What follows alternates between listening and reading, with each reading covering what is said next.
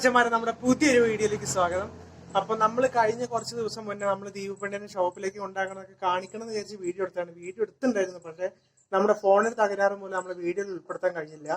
കാരണം video edit ചെയ്യുമ്പോൾ ആ പാട്ട് നമുക്ക് കാണില്ല. അപ്പൊ ദീപപ്പെണ്ണിന് എന്താ നമ്മൾ ഷോപ്പിൽ കൊണ്ടുപോയി ദീപപ്പെണ്ണിന്റെ ഷോപ്പും കാണിച്ചു തരാം.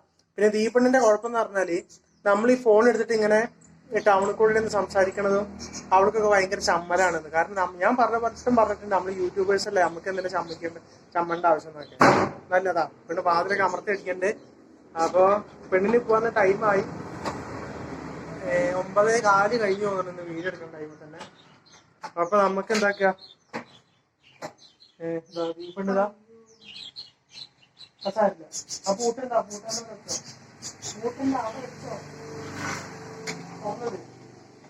അപ്പൊ ഇതൊക്കെയാണ് അവസ്ഥ.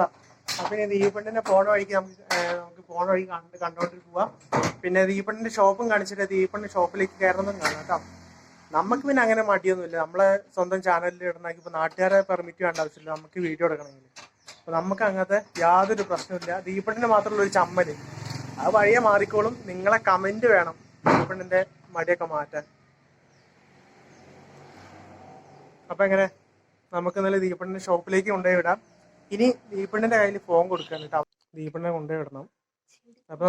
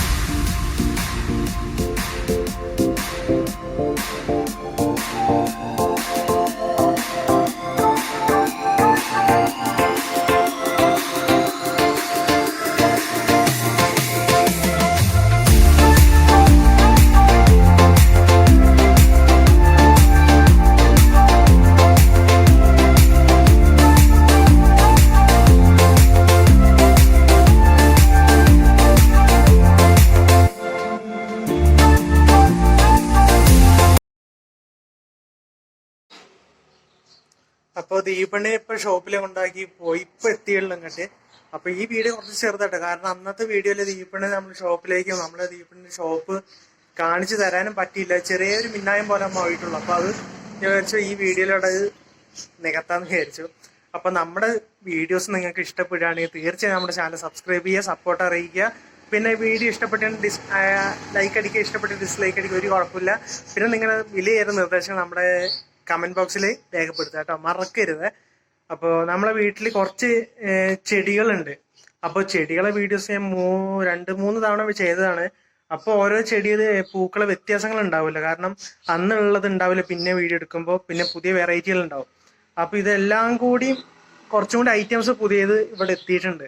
അപ്പം ഞാൻ നമ്മുടെ വീഡിയോയിൽ ഉൾപ്പെടുത്താം. പിന്നെ നമ്മളെ പൊന്മുടിക്കോട്ട ക്ഷേത്രത്തിന്റെ ഒരു ചെറിയ വീഡിയോ നമ്മൾ അപ്ലോഡ് ചെയ്യുന്നുണ്ട്.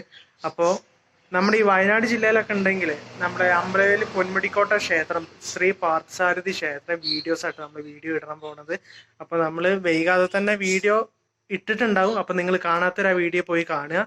പിന്നെന്താ, പറ്റാവുന്നവരൊക്കെ നമ്മൾ ആ ക്ഷേത്രത്തിൽ പോവുക, ദർശനം നടത്തുക. അത്രയൊക്കെ ഉള്ളു. നല്ലൊരു അമ്പലമാണ്. പിന്നെ അമ്പലം മാത്രമല്ല, നമ്മൾ അങ്ങോട്ട് പോകുമ്പോൾ തന്നെ അമ്പൂത്തിമല തൊട്ടടുത്തായതുകൊണ്ട് നല്ലൊരു സീനാണ്, നല്ലൊരു സീനറിയാണ് നമ്മൾ പോണ വഴിക്ക്. നല്ല വൈബ് മൂടാവും അമ്പലത്തിലേക്കൊക്കെ പോണ ടൈമിൽ.